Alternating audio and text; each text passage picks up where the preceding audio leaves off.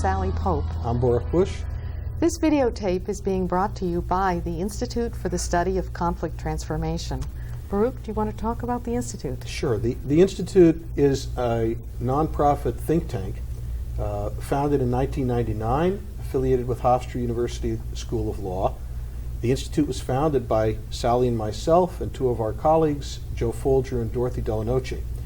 The Institute is a resource for people in the mediation and conflict field who are interested in the transformative approach to conflict and intervention.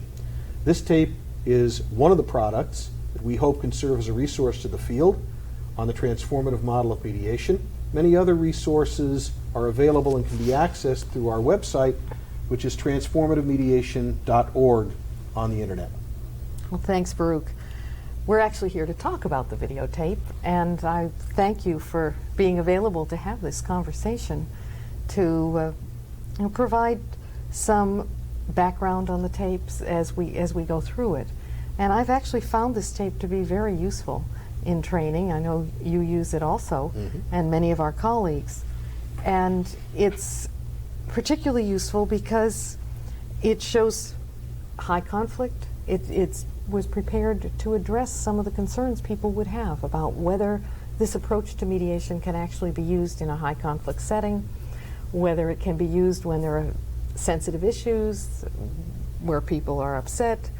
And I think it's been very useful for that reason. So we'll pause throughout the tape to have a conversation about what's going on. I'm looking forward to that.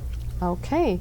So before we actually get into the tape, we're going to move over to look at the monitor and look at the tape. But before we do that, maybe you'll spend a little time just kind of doing an overview of the model. Of the transformative model as a whole. Right. Great. Terrific. Okay. That's a good way to begin.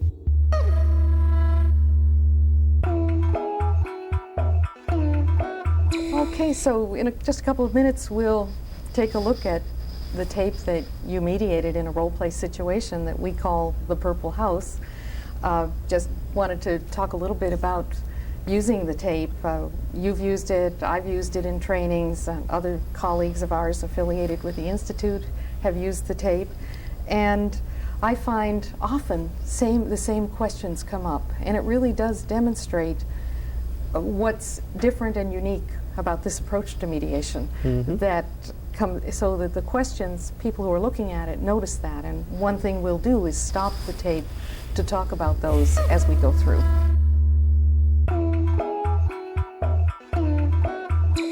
While we're talking, we're probably going to be referring to transcripts that we have in front of us.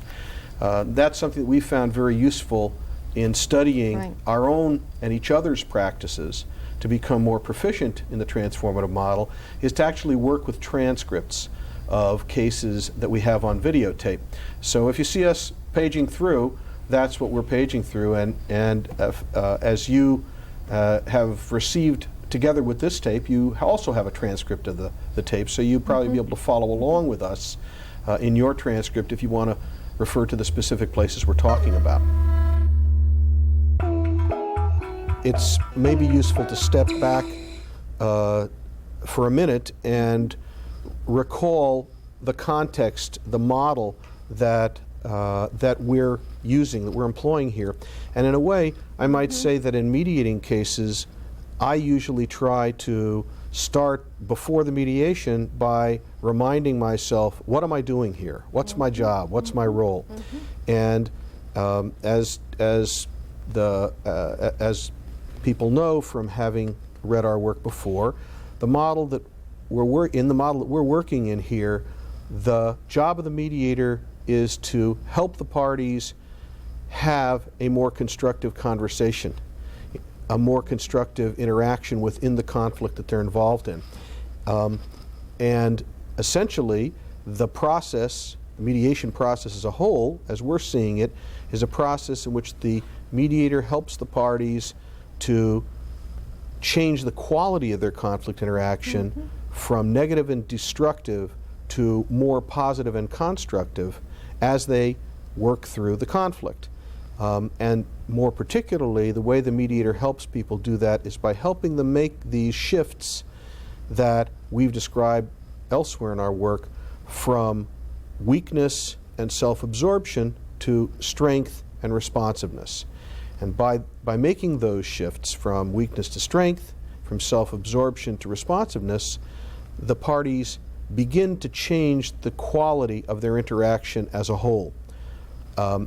What I'm doing as a mediator, what I'm reminding myself before I start a session is that that's what is my job there, to support the parties in their efforts to change the quality of that interaction. And my assumption is that that's what they want to do, as much or more than anything else. And that if they are successful in doing that, then any resolution that's possible on their terms is going to emerge. That's probably the only way that it's going to emerge. Certainly, it's the only way that it's going to emerge in a strong and solid and workable and lasting fashion. So that's the overall model. That's the mindset that I have before starting to open a session. And in a way, I guess another way of saying this would be, I'm thinking to myself, I want to help the parties in their decision making and in their communication. I want to help them see things more clearly, think clearly, communicate clearly, and decide clearly what it is that they want to do and how it is that they want to see each other. That's sort of at a global level, and I guess there are specific things then that I try to do, that we try to do in the transformative model, that help to support those general goals. Mm-hmm. So that there are particular responses that you're going to make to the parties throughout a mediation, and that you are going to, first of all, be listening very closely and reflecting or summarizing what they're saying, and in order to allow them to confirm or elaborate, enhance what they've been saying, and also to ask questions, particularly questions that check in about the process, or questions that will help open some doors for them perhaps to speak further about what's been going on or to understand it differently or better. So, as we said, that's something that would be going on consistently throughout the process, without any emphasis, except perhaps in the beginning, more emphasis on reflection as they're starting to talk, without any other special techniques or tricks that you're going to kind of pull out and employ during the session. In many ways, the stars of the show are the parties, not the mediator. So what is happening on this tape in terms of the work that the parties are doing is actually as important and as interesting, and maybe more so, to take note of than the work that the mediator is doing. And in particular, again, going back to the model, what we'd like to suggest to people as they watch the tape is to notice the shifts that the parties make. And we might comment on those as we go through this as well, from weakness as they become stronger, and from self-absorption as they become more open to one another. And we think that you'll notice some really significant shifts that the parties make, and that's one thing to keep your eye out for. The second thing to keep your eye out for is, what are some of the things that the mediator does that help to support those shifts? What's the value added that the mediator brings to that conversational process that helps it to move in a more constructive direction? Exactly, and also I'm thinking, when you're talking about the parties are the stars, that the other concept, I think, which is, rather than focusing on reflecting the parties, is that we're following them throughout the mediation. Right, that's so. That we use the word following rather than leading or directing the parties. So that I think we're going to see examples of that on the tape as well that we'll point out. Good. So there are a couple of things to keep your eyes out for, both with the parties and with the mediator. Right.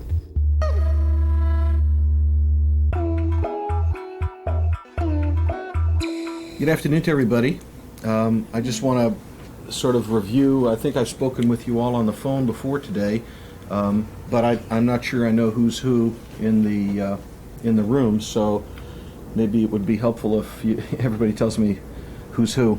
I'm Bernice. Okay. And I'm Elizabeth. This is my daughter. Okay, very good. I'm glad And to we meet own the you. home in Right. the- Good to meet you in person, and, Yes. and you can call me Baruch if that's okay. Okay. And Julie. I am you'd be Julie, yes, Okay. and I'm chairman of the Architectural Control Committee in our Homeowners Association. Okay, and that would be the trees development? That's correct. Okay. Well, we spoke a little bit on the phone about what mediation is, what it means to come to a mediation meeting or session. Would it be helpful to review that a little bit now, or are you all pretty clear on that?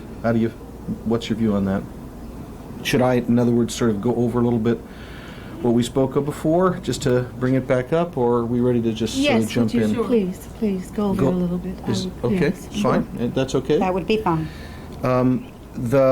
What I see happening here is basically a conversation between all of you about the concerns that you have, the issues that have come up, and my role in the process is to be helpful to you in having the most productive conversation you can have about that stuff, including understanding the way you see, each of you, the situation, the way each of you sees the situation, the decisions that face you, what you want to do about those decisions, and also how you... Well, I want it resolved. That's what I want to do about it. Okay, and clearly that's part of that's one place that those decisions can lead to, Julie, based upon the decisions you make along the way.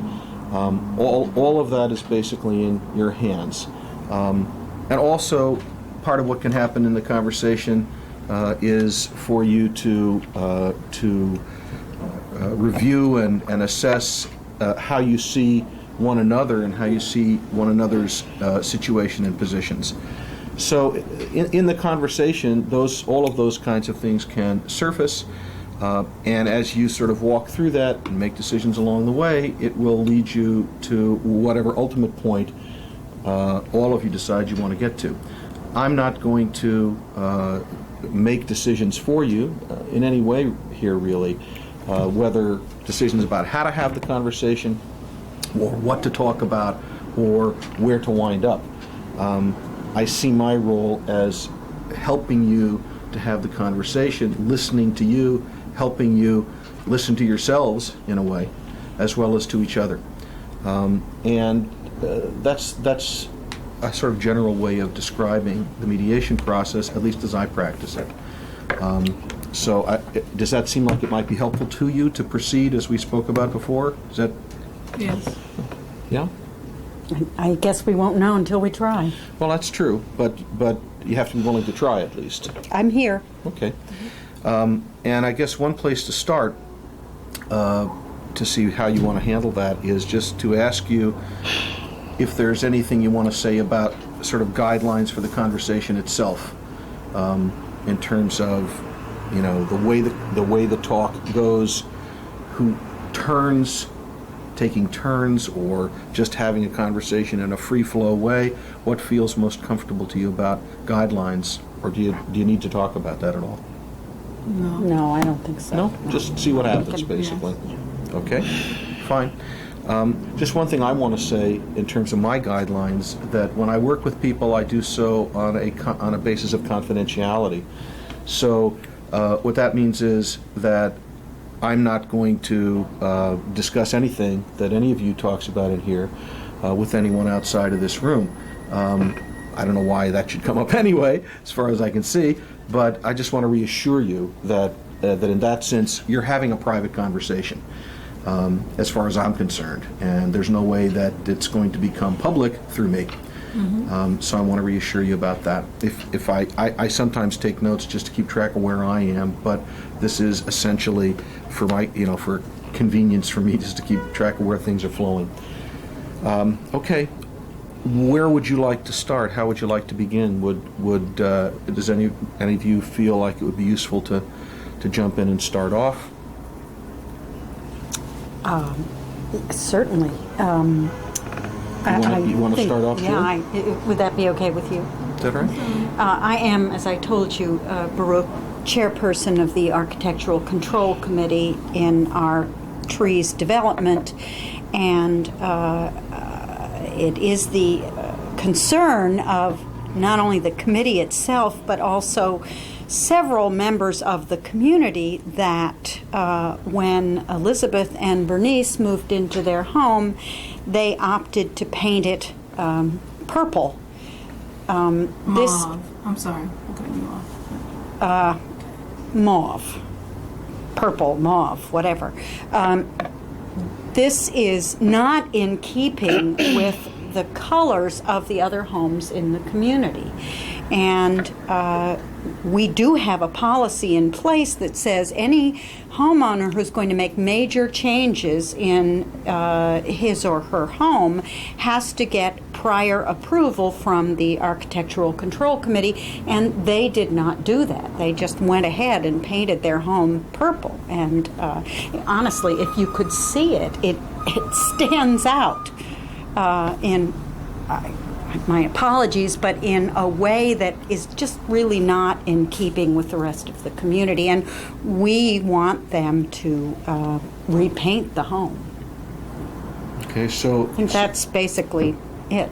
So what I'm hearing from your point of view, Julie, is that and you're here not just as yourself, but in effect representing some committee from the development. That's correct. That from your point of view, the choice of color that Elizabeth and Bernice chose for the house that they bought in the development, and you're describing that as purple, is out of keeping with the rest of the character of the development. Correct. Mm-hmm. And the committee, again, I'm assuming you're speaking for this committee, would like to see that, would like to see them repaint the house, and that would put it more in keeping, as you see it, with the other tenor of the community. Okay. Yes. Okay.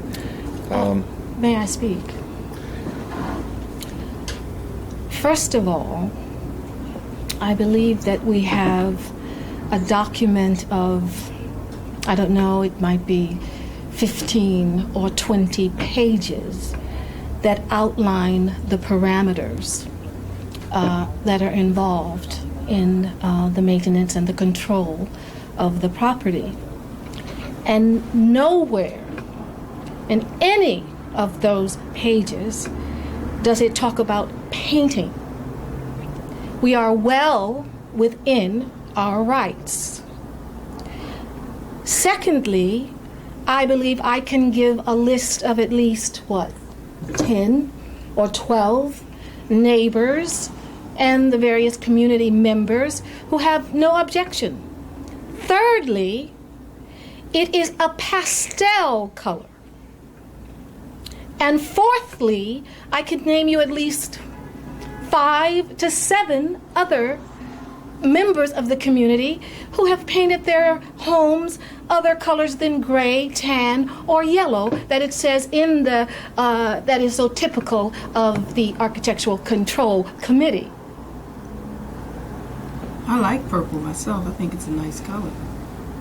Well, I think it's a nice color too, Bernice, but not for a house. It's not your house. No, it's not my house, but I do have a responsibility as And you've met chair your of- responsibility, and we disagree.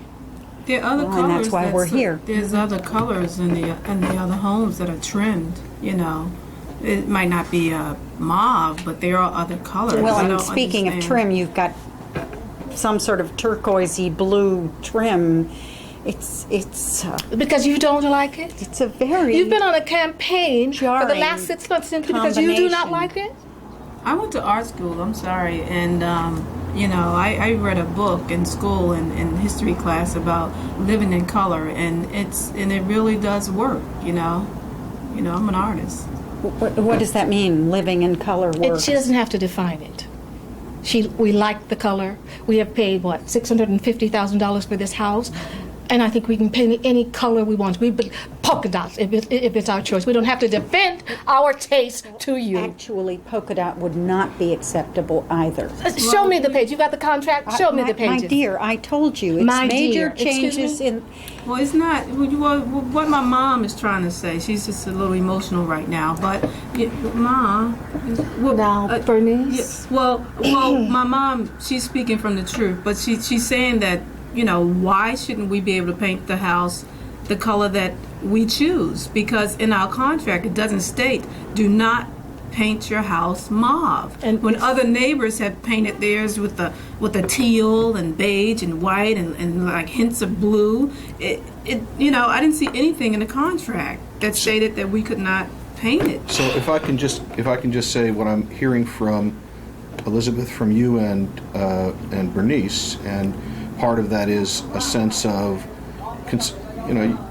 pretty strong feelings about your choices and your freedom to make those choices, having bought the house, that you don't see in any of the formal agreements that were made in purchasing the house any restriction on the way the house is painted. No, Right. other than that it doesn't suit her taste. Okay, and so you don't see this as being, you don't see the paint that you chose, the color that you chose, as violating those agreements in any way. In no way, no how. Right, and that having paid a substantial price for the house, that you're really free to paint it any way that you choose, but that I also hear you saying that there's a considerable number of people in the development, your neighbors, who have expressed to you they have no problem with the choice None you've whatsoever. made. Well, I do think I could match the number of people that have said to you that they have no problem with it,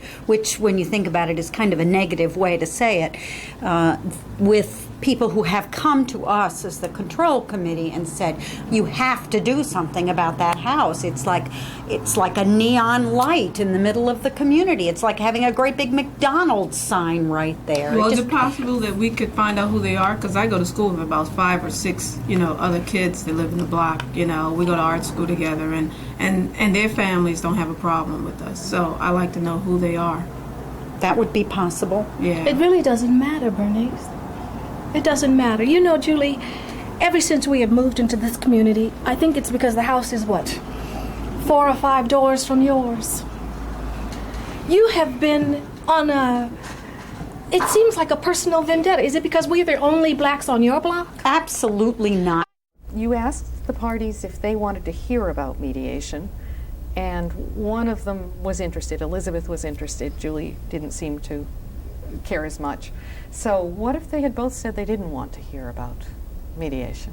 Well, if they both had said that they didn't need to hear anymore, then I think I would have followed them in that direction and assumed that they felt that they knew enough about what was about to happen, and simply let them take the next step, let them direct where things were going to go next, which is, again, a good example of following the parties. In this case, it wouldn't have made sense to impose a whole discussion of ground rules and guidelines on them when this is not what they wanted to do.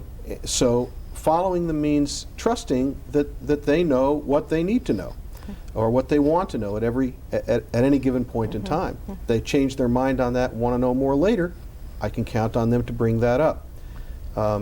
The other thing I think that's interesting to me about the opening here that might be helpful to people is that is language usage, because sometimes we have people ask us, well, how do I talk about my role as a mediator, empowerment and recognition? These aren't terms that have much meaning to people in everyday life.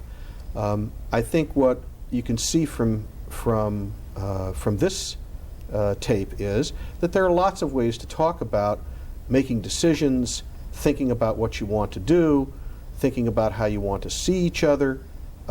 Those are terms that are the simple language ways of expressing what we've talked about in other contexts as empowerment and recognition.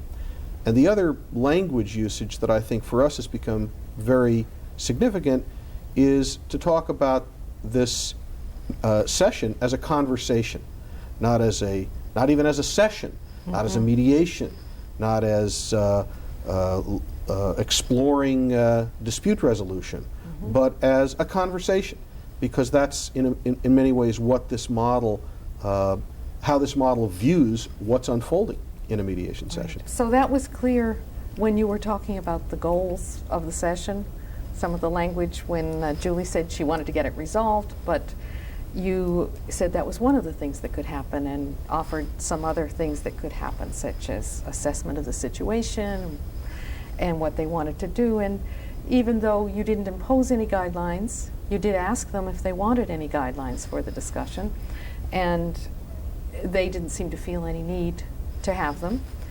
And also, so that you started right in the beginning of the mediation, turning over the process to the parties and following their lead. When they were ready to talk, you asked who would like to start. How would you like to begin? Does any of you feel like it would be useful to jump in and start off? Certainly. And that's, again, every choice is the parties right from the beginning about the process. And that's a significant consistency with our view of mediation as the parties being the stars and the parties being the decision makers here.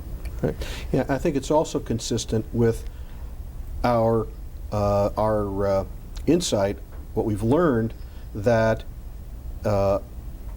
when we talk about self-determination and people making choices, and as a result of that growing stronger, that it's unrealistic to distinguish between choices about content or outcome and choices about process.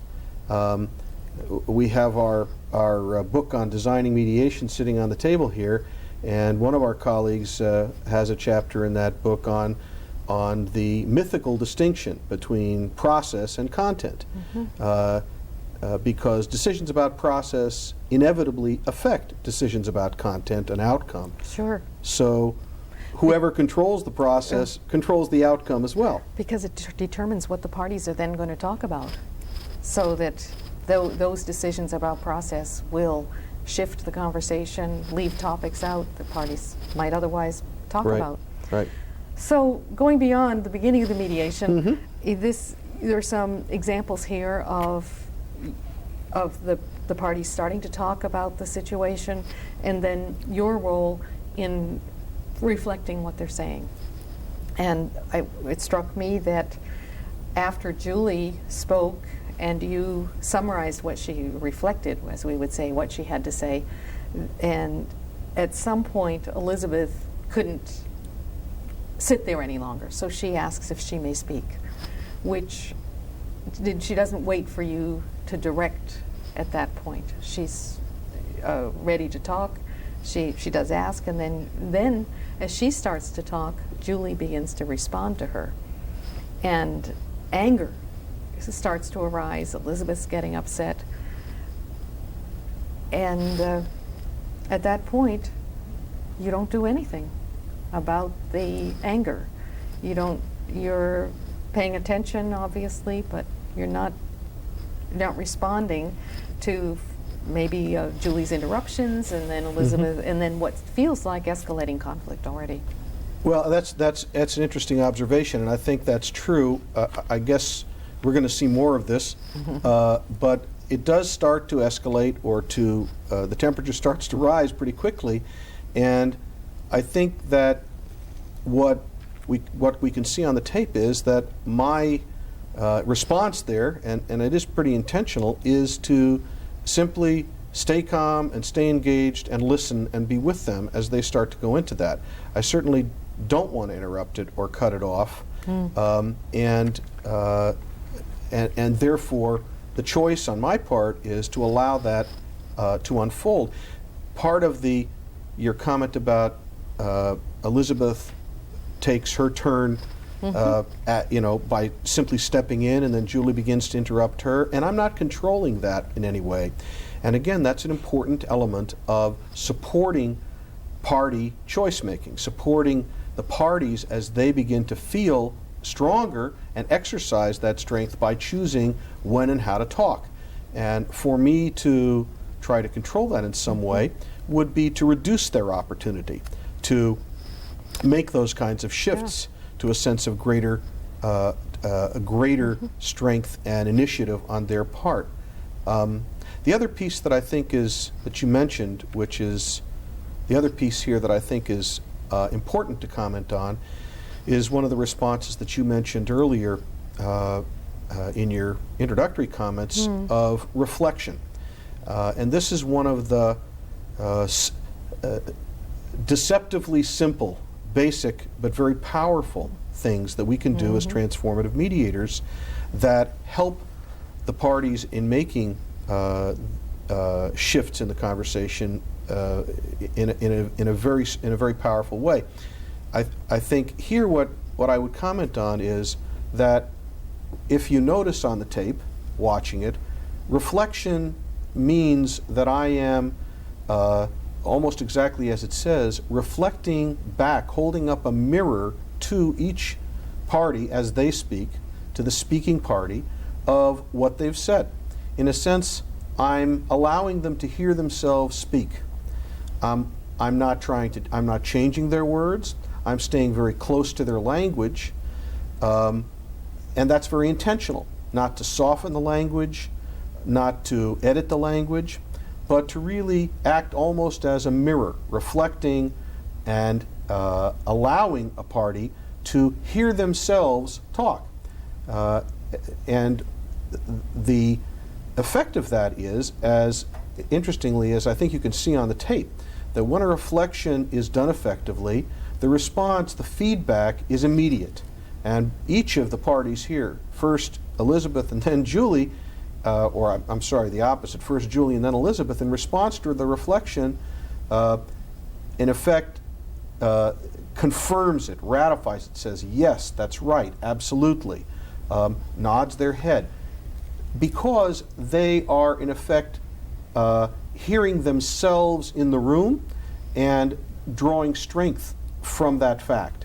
And also increasing their clarity. Yes, that's what I wanted to say. Yes, that's the way I see things. In effect, representing some committee from the development. That's correct. That, from your point of view, the choice of color that Elizabeth and Bernice chose for the house that they bought in the development, and you're describing that as purple, is out of keeping with the rest of the character of the development? Correct.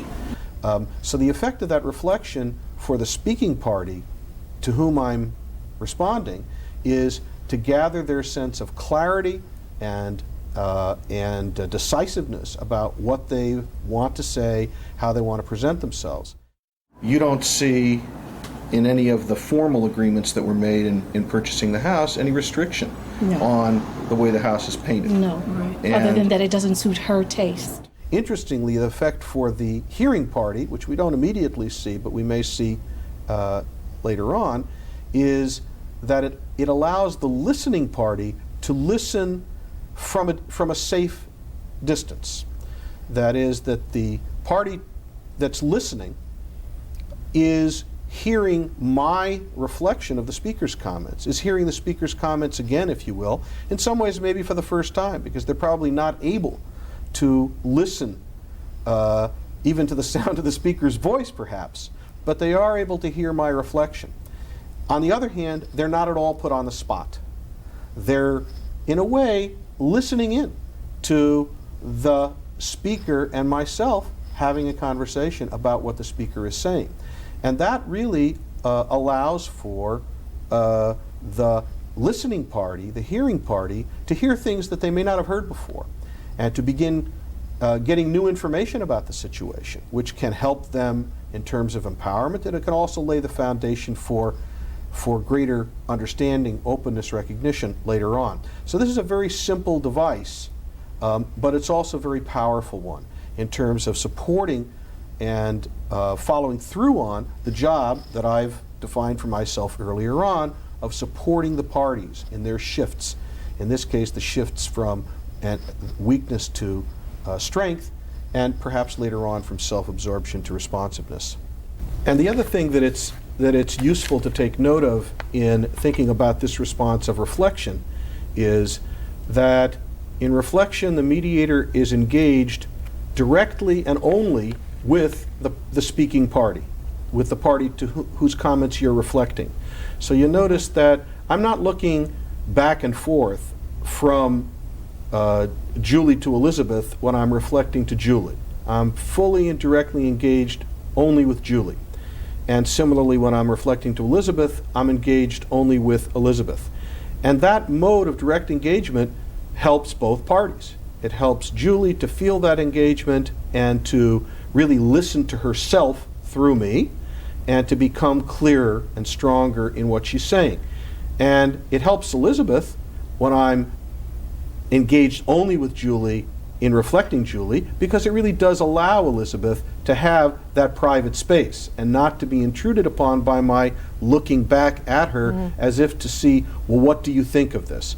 I don't want to put Elizabeth on the spot in that way, and that's why really the direct engagement with the speaking party only works well in reflection and benefits both the speaking party and the listening party.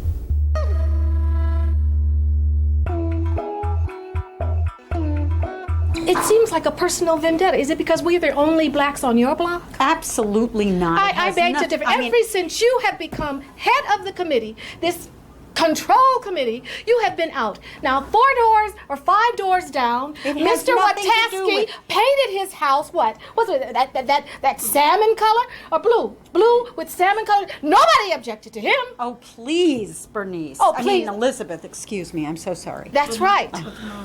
What? I am just tired of her. It is a racist. They've got 5, I can name them, 5 families. What? Gold? Elizabeth, that kind of, it has nothing to do with your color. It has to do with the color of your house. Oh. I think and it is very different. And we I'm are not the alone only in ones. this. We are I the am only totally not family alone that in you this. are attacking. The You're only the one. only purple house. Because you don't like purple? It isn't because I don't like purple. I represent a committee. Well, there is nothing. There is nothing. We have met all of the dictates of the contract, and that is it. There's nothing more to talk about because you don't like purple, because you are a racist. That's what this is really all about. Listen, you knew when You are moved, the racist. You are the one. You knew when you moved into this community that there were certain rules and regulations that you had to abide by. And none of them were met until you got to be chairman of this committee. And major changes in the structure, as evidenced by this purple paint. We did not change is the an structure. example. To put paint on a surface is not And I changing really the have structure. a problem with your saying I'm a racist. Well, I'm That sure is you ridiculous. do. Of course it is. Well, I think we're here to talk about the house, and like I said, my mom might be a little upset. You right better now, say something to but them because I'm getting very upset. There's nothing. I haven't found any complaints. You know, like I said, from the families that surround us and on our block, because I go to school with them. And like I said, they have other colors in their trimmings of their house also. You're absolutely. Let me just ask all of you, and obviously there are some very strong feelings about not just the house, but Elizabeth, you feel that there's some issues about the position that Julie is taking based upon her attitudes towards you as an African American. I really do. Okay, and I'm Julie, sorry to say that. Okay. I moved into the community. It's an interracial community. It's And beautiful. then why am I not picking on all the other? But what about That's what I want to know. That's really what I want to know. The other 4 or 5 homes that are not what? But why am I beige or not what? picking on all the other African American families in the community? Because I guess their house isn't. I think they're what? Mr. Williams has a white house. Because their houses and it's not conform to doors. the rules and the regulations But what of are the the rules and community. regulations? Because No, the Hendersons, they have that salmon with that deep bluish. And, That's right. Trim. Thank you. And I don't see the difference. But they're not on between her that street. And the purple. I mean, I don't understand how did Well, our house what get you picked describe out? as salmon, I would call pale pink. Oh, it's a matter of Very taste. much Yeah, subtler but than salmon that. and trimmed in a deep blue. I mean, and what is that?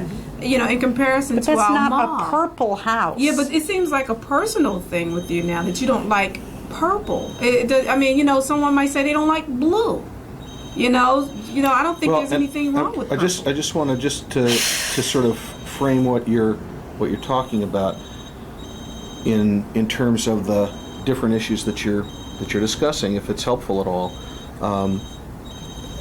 One issue is what the colors actually are, and you're characterizing the colors one way, and Bernice and Elizabeth you're characterizing them differently. That's kind of I guess a hard thing to have an objective measure of, but certainly you're seeing the actual colors that are involved here differently.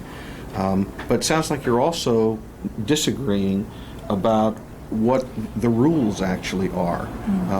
And Julie, you're saying that there are some clear rules that apply here, and Bernice and Elizabeth, you're saying that there are rules, but this is an area that they don't really cover, or that's it's left to your choice basically. And you're also disagreeing about the responses of other people in the community. And Elizabeth, you and Bernice are saying there's really no problem that people are having with this, as you've experienced it. And Julie, you're saying that there really are numbers of people who have a problem with it, and that you're essentially speaking for them.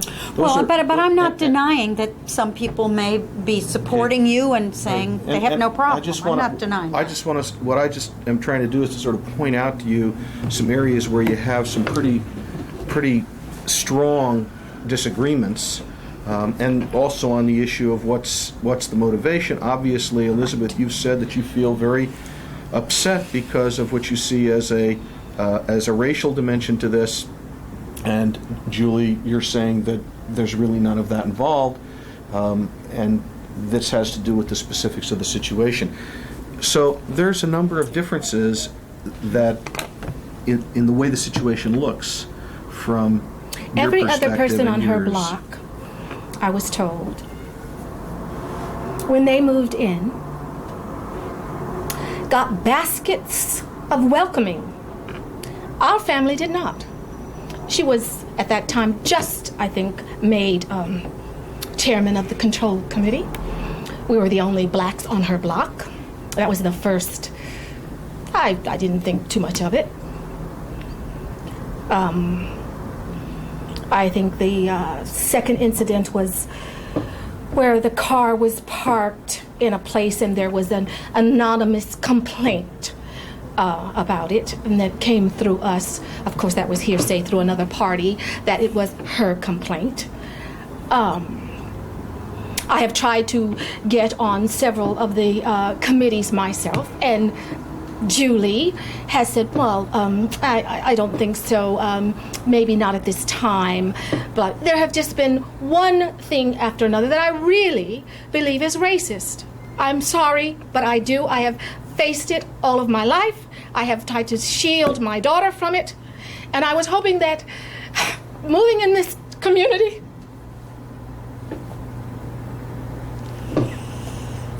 I'm sorry. No, you don't have to be sorry.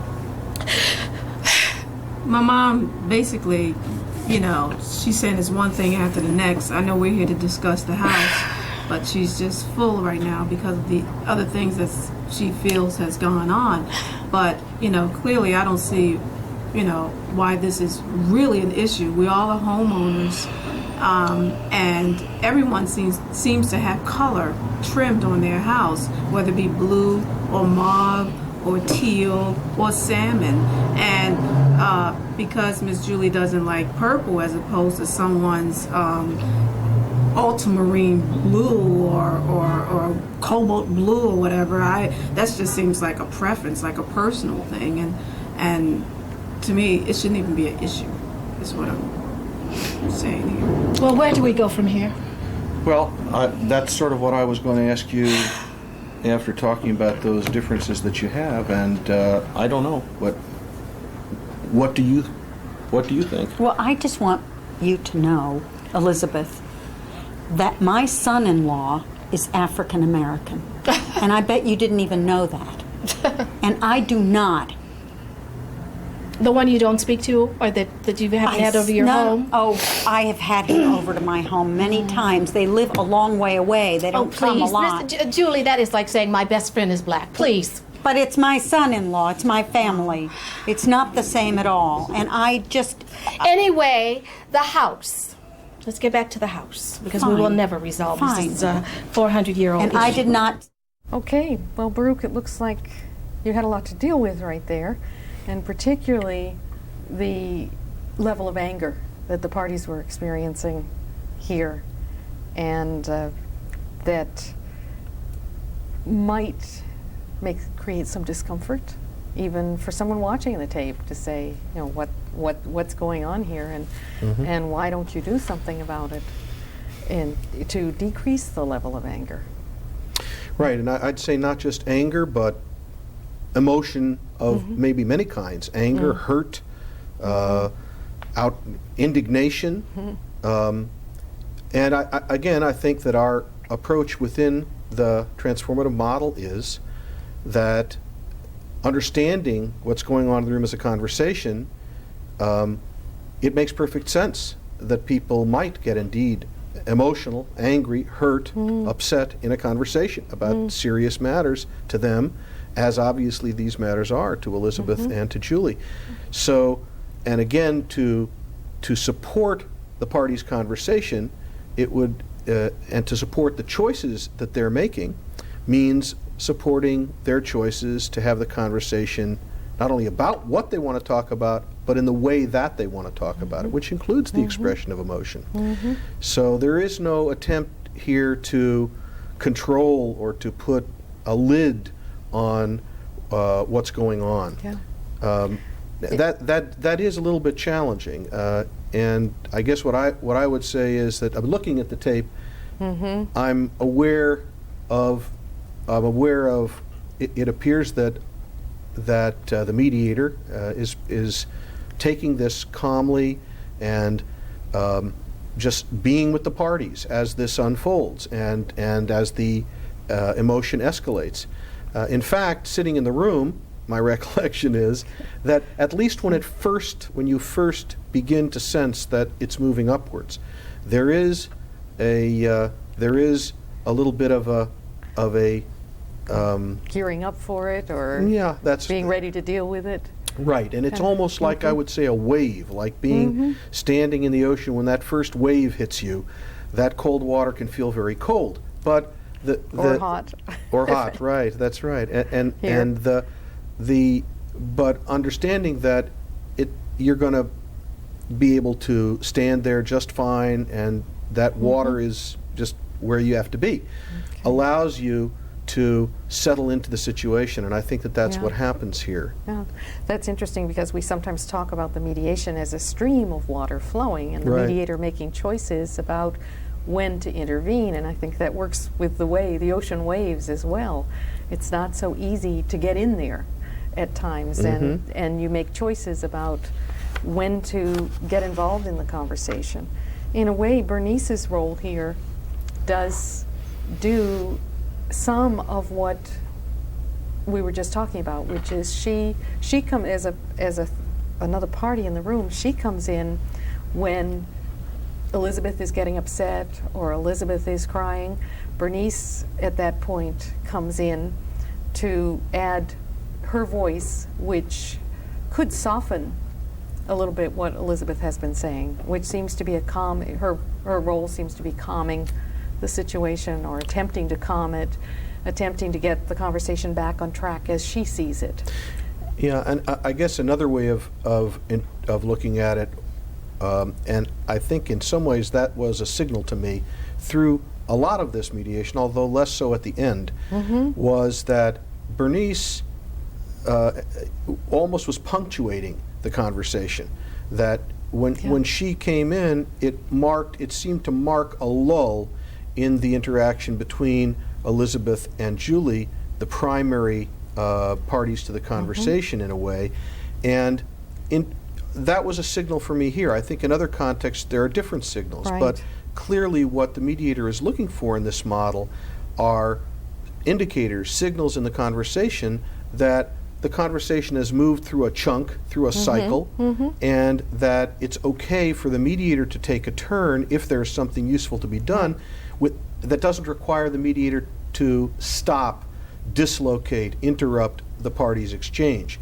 And Bernice actually served for me a very useful kind of signaling function. Right. That, at least to look and see, were we at a point where it might be possible for me to come in without, stepping on a lot of people's toes. Right, because you're a participant in the conversation, but in a different way than the parties, so that you have a role throughout, but you want to be respectful of the parties' choices and not interrupt, not cut them off, not try to steer them in any other direction. So it's waiting for that moment, that Right. lull, when you can be helpful. Yeah, there is, and even more so, not only not cutting them off, but allowing them to cut me off generally. Absolutely. Well, that's an interesting point, because I think even people watching this tape could probably see a difference in the way you present information in a teaching role than the way you are in a mediator role. That's for sure. And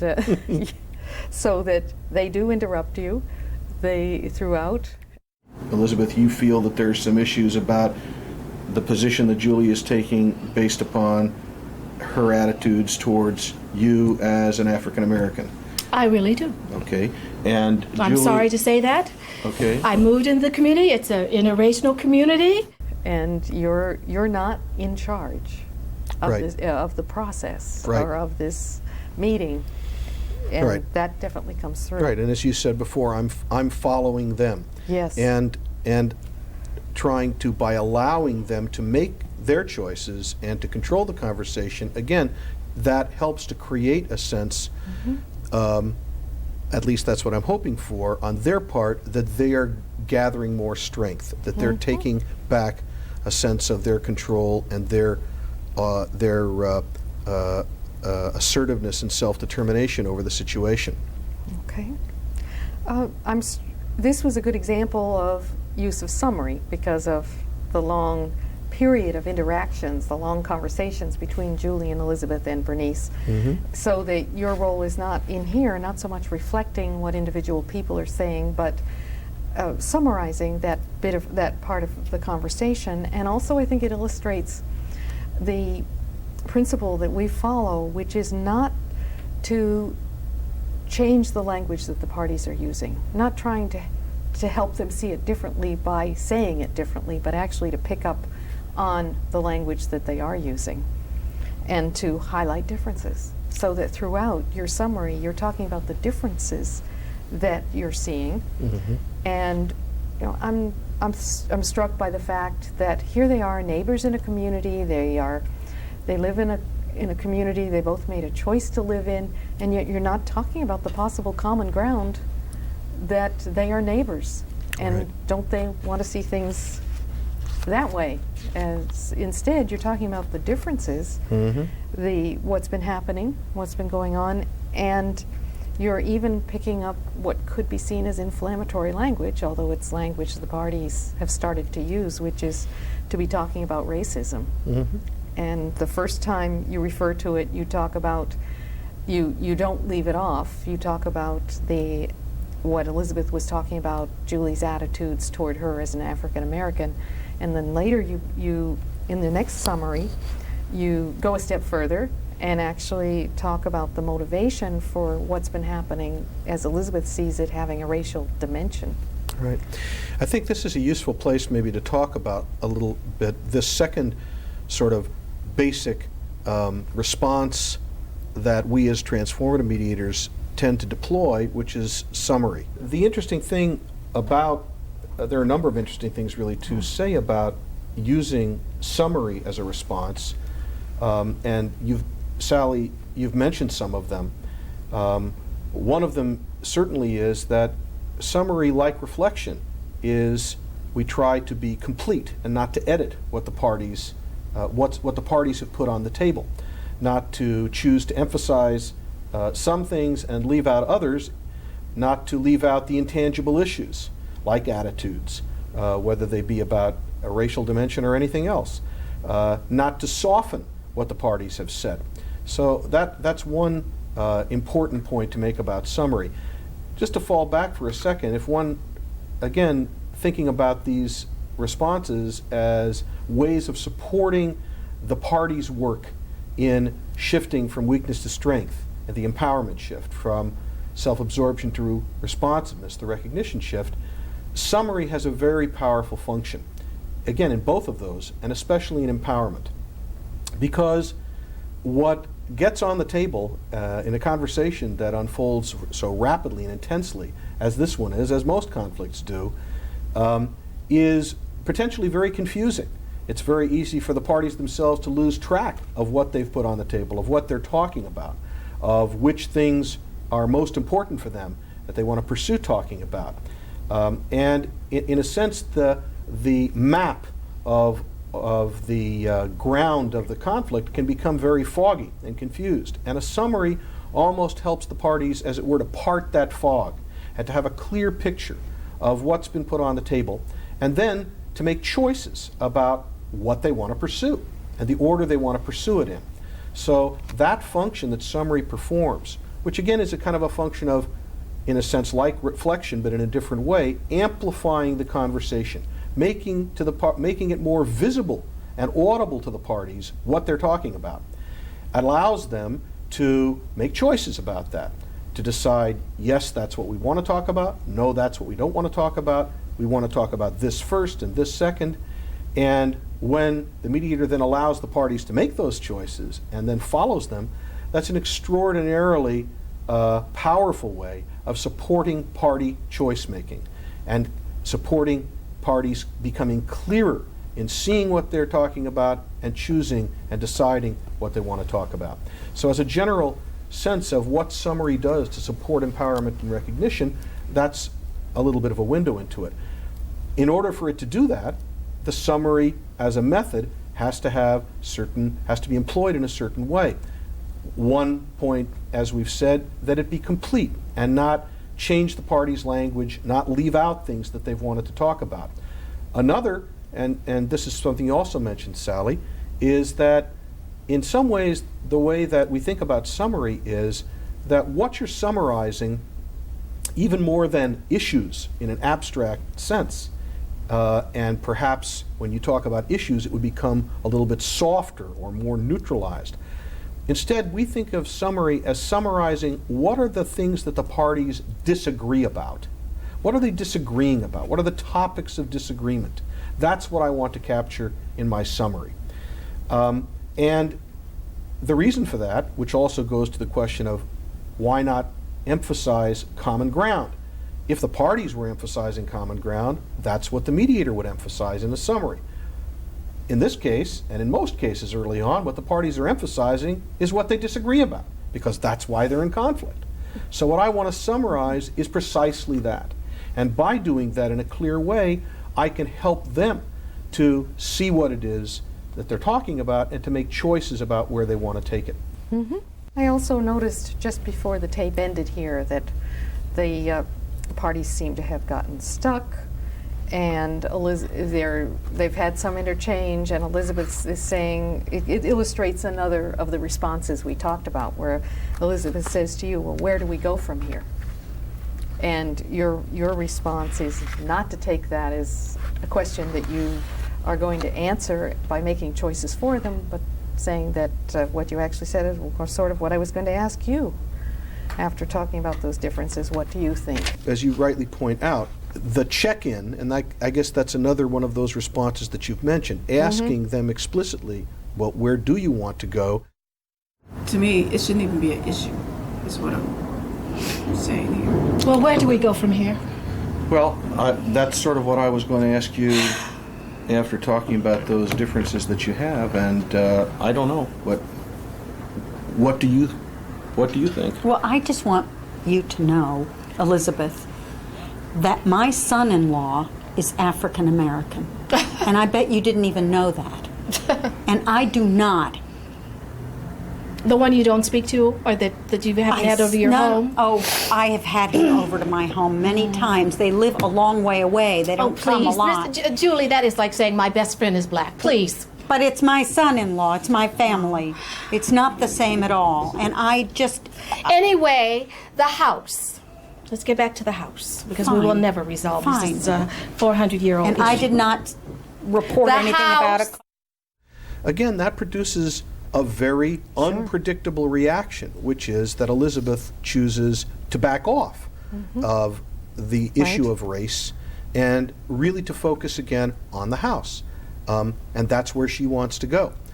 So again, that's a very clear act of decision making on her part. Right. A pretty quick turnaround, but that's what she wants to do. Right. It's fascinating. The kind of responses we're talking about can seem very simple, but they are extremely difficult to be able to hear. The listening underlies it all, but being able to hear and then being able to summarize or to reflect what you're hearing. But it's also very freeing the mediator from a lot of responsibility to make those decisions about, well, where should they go next? Right. We don't have to decide that. Yeah. We just have the difficult job of staying with them, really being there. Right. Anyway, the house. Let's get back to the house, because we will Fine. never resolve Fine. this. It's a 400-year-old And issue. I did not report The anything about a house- car or any of these The things. house is... And who sends you those bouquets, We those are- welcome packages? What? We are well within our rights to paint our house any color we want. There is nothing in the 20 or 15 or 20 pages that we have sent, that we have signed, that we are violating any rule, and we are not repainting the house. It has cost several thousands of dollars to have it painted. We stand, and you have to do what you have to do. Did it ever occur to you that maybe the color of your house was the cause of some of these incidents alleged that you've described, and not the color of your skin?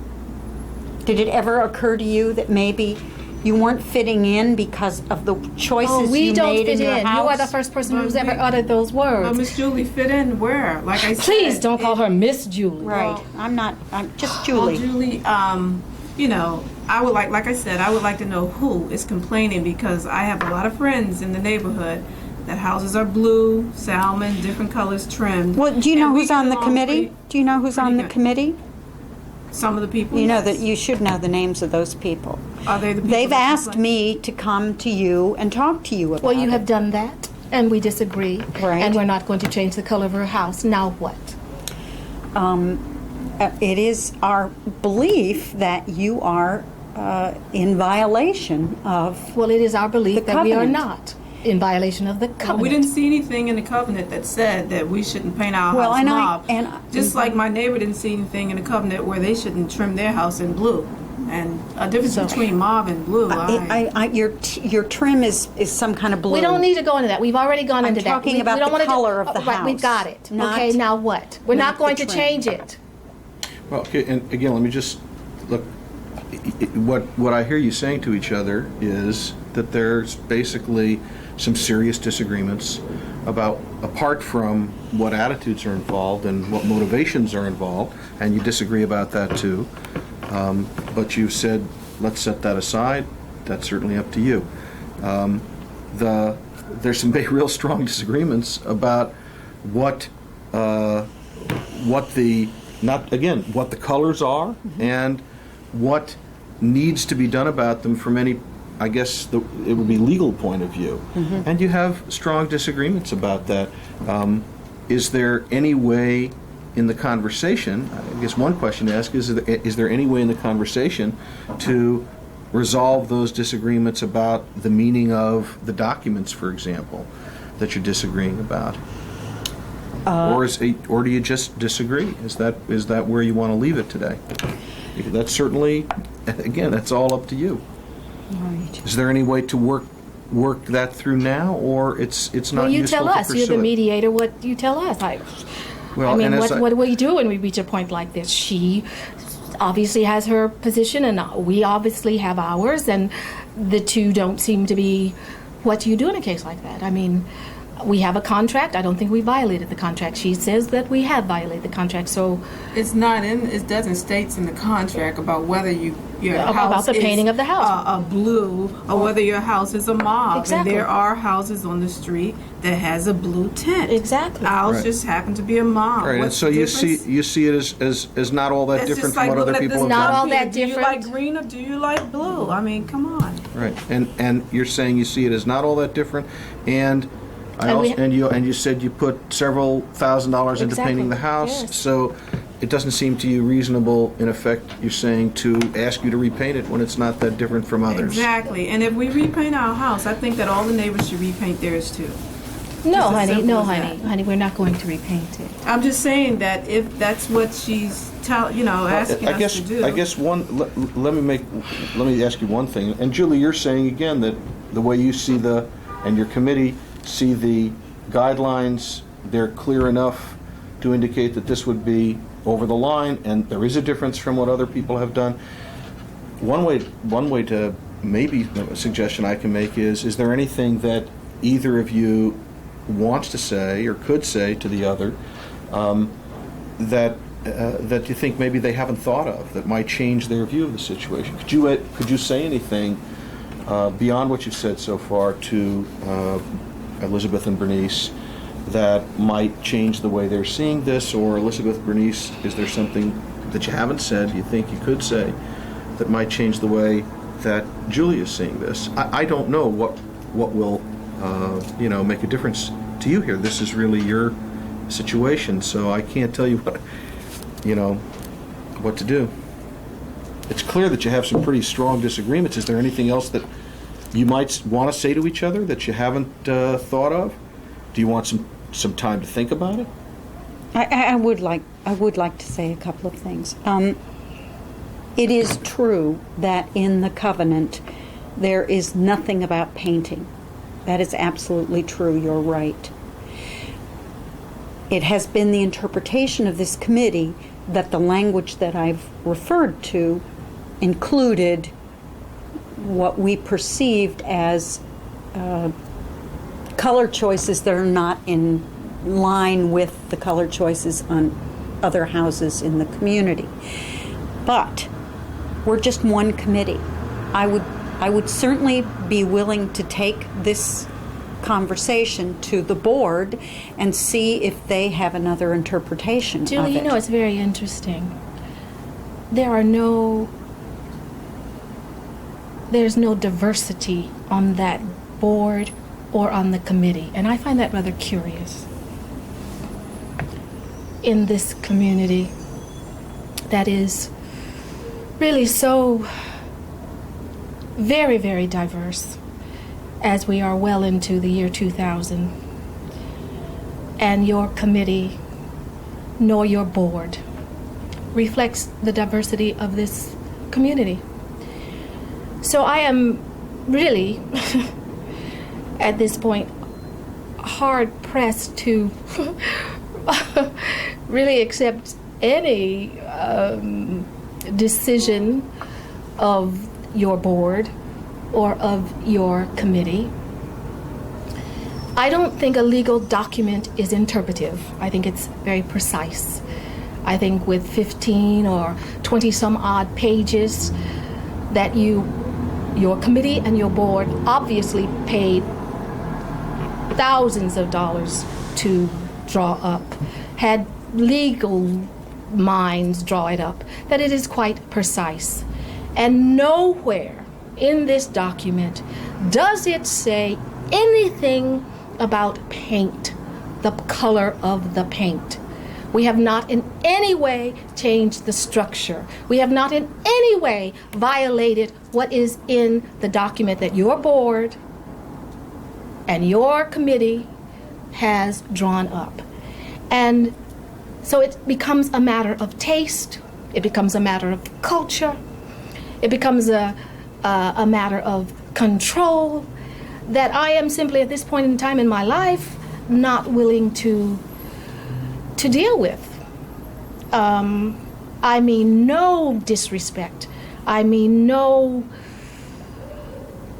animosity. I think we have gone as far as we can go. I believe you're talking about seeing a lawyer. We certainly have consulted with ours. And I think perhaps we should let people who are not as myself, quite frankly, I'm very emotionally involved, obviously, by this meeting. You're very emotionally involved, so perhaps we should let some legal minds really settle it from here. Well, we certainly could do that. I've offered to go to the board. You've said you don't think that would work because it isn't a diverse board. it's elected by the community. It's not an appointed board. I can't speak to that. I mean, you're right, but it is an elected board. I'm sure you haven't come this far to us without having, some consultation with your committee and with your board. Not with the board. And what would the board do? They might have a different interpretation of it. Well, I don't know. Why didn't we go to the board before we came here? Are you sure this is not an issue with you? Is it the board, or do you have a problem? It isn't just me. Yes, I do have a problem. So it's you. Yes, I'm very comfortable representing the committee because I agree with this, but Ms. Julie, it is not. if you went Please to that don't call board, me Miss Julie. Well, I'm sorry. Julie. I'm sorry, Julie. If you went to the board and you told them that you did not have a problem with Owl House, do you think they would agree with you? I don't think I would do it that way. I think I would say, we disagree. We've gone to mediation. We weren't able to resolve it in mediation. Before we take the next step, I want to see what the board thinks about this language. If you're going, I don't understand what going to the board would do, but I would really prefer a neutral representative, because I do feel that whether I go to argue my case or whether you go to argue against my case, that we are partial. So I would, if we're going to, and the emphasis and the pitch, tone, and inflection would certainly inform position. So I would prefer, if you're going to do that, if that's going to be done, that we have perhaps some of our peers and some of the community who do stand by us, who do certainly agree with us, to speak on our behalf, or if you want to go that route. Although I am at this point, been fighting all my life and have no problem with taking it to the courts. I guess the question then is, the general question is, does the idea of taking the matter to the board as a next step, in whatever fashion you described how you'd like to see that done, does that seem like in general something that would make sense to you?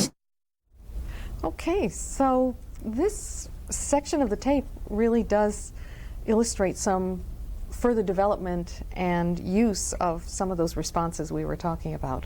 For example, consistent following and of the parties, and the role of the summary and the impact a summary can have, particularly when it's highlighting differences, and also seeing shifts happen, what they look like right in the midst of a mediation.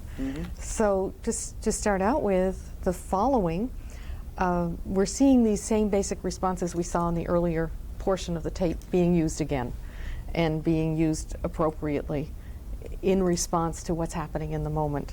So we see Elizabeth following. There's been the discussion of racism, but Elizabeth seems to be choosing to leave that. And she says, okay, the house, and then starts to talk about the house and the issue of the covenant, and you are simply there, allowing her to make that choice to follow. Right.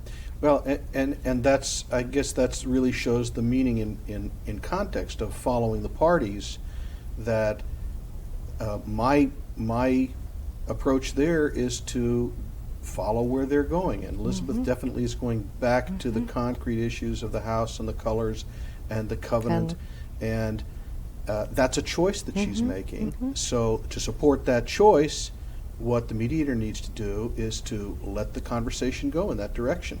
Right.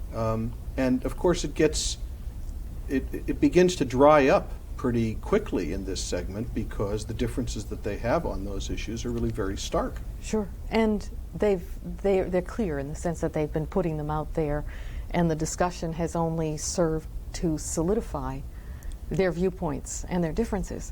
So when at one point you come in for a little bit longer summary of the documents, referring to the documents, you describe their differences, and you are asking, is there any way to resolve the disagreement about the meaning of that document? There's some real strong disagreements about what the colors are and what needs to be done about them from any I guess it would be legal point of view, and you have strong disagreements about that. Is there any way in the conversation, I guess one question to ask is there any way in the conversation to resolve those disagreements about the meaning of the documents, for example, that you're disagreeing about? Or do you just disagree? Is that where you want to leave it today? That's certainly, again, that's all up to you. Many people looking at this tape will say, well, why not just look at it, see what it says? At Why the not- documents. At the document, right. Look at the covenant. And that might decide. And why have all this discussion and disagreement if you've got a document that you could look at? So and in I other guess words, the question for you really is, it seems as though that is in your mind, that perhaps there is some way to resolve what the covenant says, but you don't suggest or even seem to be thinking that they should pull it out and look at it. Well, and again, that's I think consistent with the principle that we try to follow of supporting party choice making. It might well have occurred to a mediator or anybody else listening to the conversation. There's a document, you can take it out and look at it, but clearly that also might have occurred to the parties. In fact, at one earlier point, Elizabeth mentioned something about it, but she doesn't insist on it. So the following the parties there, allowing them to make choices, means if they're deciding not to take the document out, then there must be some reason for that. Right. They're making a choice about that. My question at this point really is a more general question of there are pretty serious differences about that. Is there any way to resolve those differences? To make the suggestion to look at the document would take that choice away from them. And it's a solution, or it's certainly a possible solution to look at that document, but that's not how you're seeing your role there. And we also see the way that unfolds later in this segment that Right. would be very sort of preemptive and Right. and prevent other kinds Right. of things from happening. And the other kind of shocking thing that happens at that same point where you're referring to the differences about the document, the other shocking thing that you do is offer them the option of just disagreeing and leaving it at that. Or do you just disagree? Is that where you want to leave it today? That's certainly, again, that's all up to you. Right, and I guess I think that the way I see what's occurring in those couple of interventions is almost a kind of summary and check-in. The reason I offer or I mentioned that. Do you want to just leave it here today? Is because it really does seem, from the way the conversation is going, that they don't have much more to say to each other. That the conversation is drying up in a way, and that seems to be a kind of a check-in that is signaled by the content of their discussion. Right, and clearly you're leaving the choice to them about what to do at this point. Right. That it isn't the time for a mediator to redouble his efforts to get a resolution. It's actually a time for the mediator to back off, but simply to continue doing what you have done, which is to highlight the choices for the parties, and that's clearly a choice at this point for them. Yeah, I think the thing that we often talk about, and that I think begins to come through at this point in the session, in this segment actually, is that there has always been a rhetoric in talking about mediation of party self-determination, party choice-making. And the reality of practice has not always been there, as you just mentioned. When we've seen the way in which sometimes practice, at a point where there doesn't seem to be grounds for an agreement, tends to redouble itself in efforts to make sure that there is. Right. In this model of practice, that simply doesn't come into question, because in a way this is a tremendous opportunity, this kind of moment where things really where the differences really seem to crystallize or to be so significant that perhaps there just can't be any meeting of the minds. That's kind of a moment of truth for parties in conflict, and allowing parties to come face to face with that moment of truth, and with the realization that it is totally their responsibility what happens at that moment is an incredible opportunity for choice making, for gathering their own strength, having clarity, and making decisions. And I think that that's sort of the moment that is approached in this segment. And when my response is to essentially suggest to the parties, is there more that they can say, or is this where they want to leave it? Right. It brings home to them the reality of that moment of choice, and then they really step up to the plate and begin making choices very seriously. Right, right. Parties frequently do ask that the kind of question like, where do we go from here? What do we do now? Or as Elizabeth has said, well, you're the mediator, you tell us. And the frequently, I think mediators who are inexperienced in a transformative approach will feel pressure to then do something as soon as a party asks for something. Right. Is there any way to work that through now, or it's not Well, you useful tell to us. pursue You're the it? mediator. What do you tell us? Well, I mean, and as what do we do when we reach a point like this? She obviously has her position, and we obviously have ours. And But Right. I've noticed that in your approach here, you are really simply continuing to leave the choice to the parties. In fact, you're comfortable saying something, well, I don't know. I was just going to ask you that. Right. That kind of response where you're not feeling a responsibility to have the conversation go in any particular direction, a responsibility to produce a result other than highlighting the choices for the Right. parties. Right. And one of the ways you're doing that too is allowing the differences and the depth of the real depth of their differences and disagreements here. And so that leads into the next point of observing the shifts. When just one more point on the where you're saying, is there anything else you can say? Basically, you call it a suggestion. There, you say maybe there's a suggestion I can make, but it really is a suggestion that maybe you'd like to say something else that you haven't thought of before, or something more. One way to maybe a suggestion I can make is there anything that either of you wants to say or could say to the other that you think maybe they haven't thought of that might change their view of the situation? It's clear that you have some pretty strong disagreements. Is there anything else that you might want to say to each other that you haven't thought of? Do you want some time to think about it? My sense of that is it's a kind of check-in. It's a kind of check-in that you would tend to do at a point where it really looks like things have come to a stall. Right. And the check-in is, well, before this draws to a close, if that's what's seeming to happen, Right. is there Right. anything else that you could say to each other? Sure. So it is a kind of check-in in the form of a Yes, suggestion. right. And also, you're not just offering that this is what you should do now or you must do now.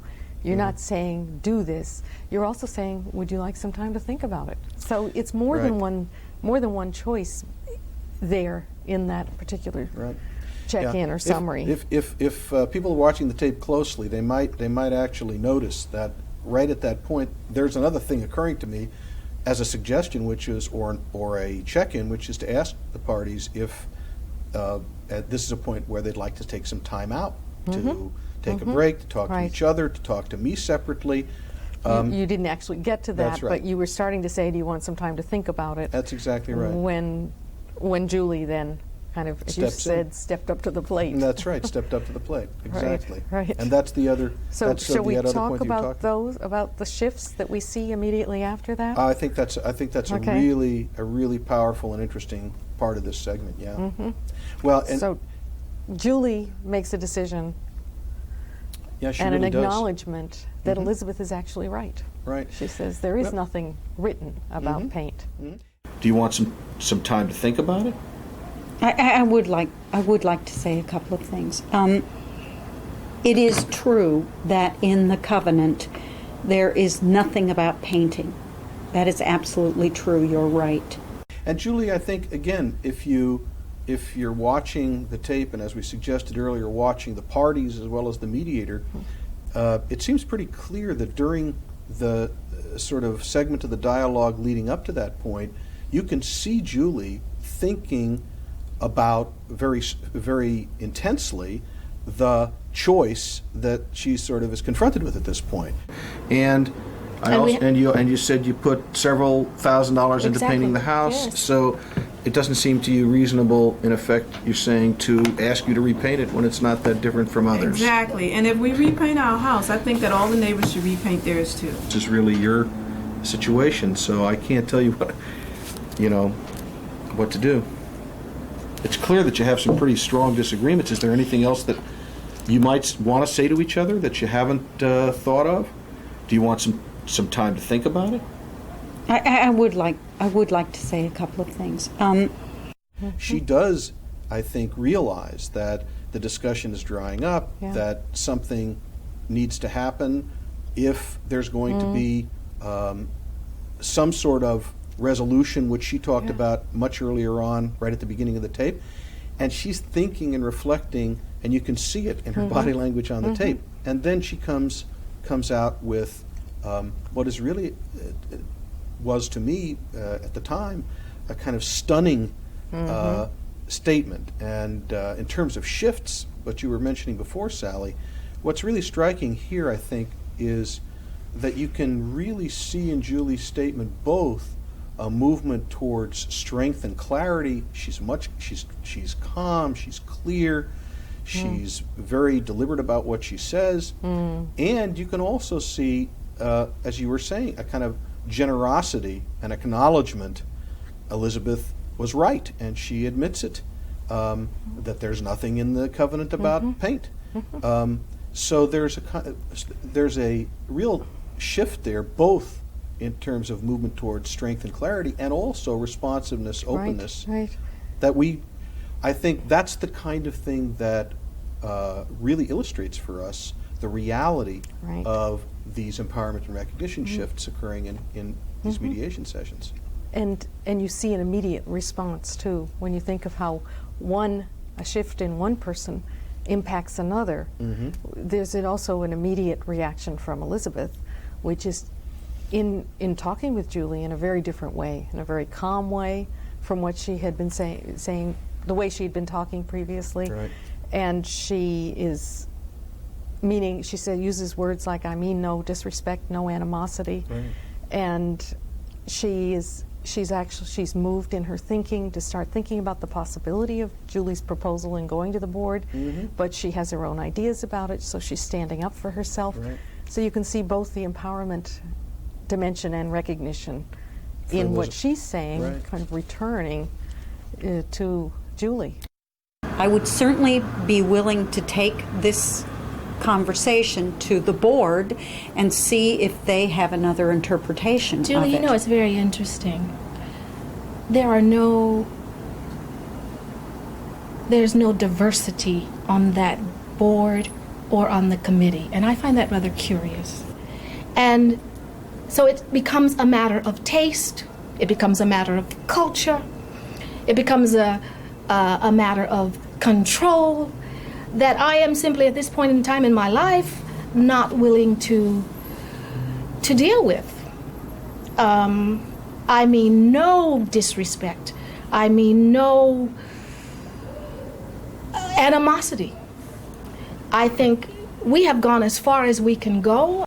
The exchange between them at that point really has a very different quality than anything up to this point in the session, I think. And I think also, I think in part it's Elizabeth is responding, like as you said, to Julie there, and in part I think this is also the impact of, for Elizabeth, the choices and the clarity that she's gained cumulatively through the session as she's made choices about what she wants to talk about, what she thinks, how she wants to express it. It seems like a sudden shift if you just look at this section of the transcript or the tape, but actually this could not have happened probably without what has already developed throughout the session. Right. That's what and the choices they made. Right. So when it surfaces, it sometimes seems to surface suddenly, but it's been building. And the other thing I think is that we're probably going to see when we look at more of the tape, that it surfaces, but it doesn't always stick, so that you can't necessarily look for a shift that the parties make towards strength and responsiveness that then has totally changed the situation and remains in that positive direction. There's backsliding, there are ups and downs, and I think we're probably going to see some of that here too.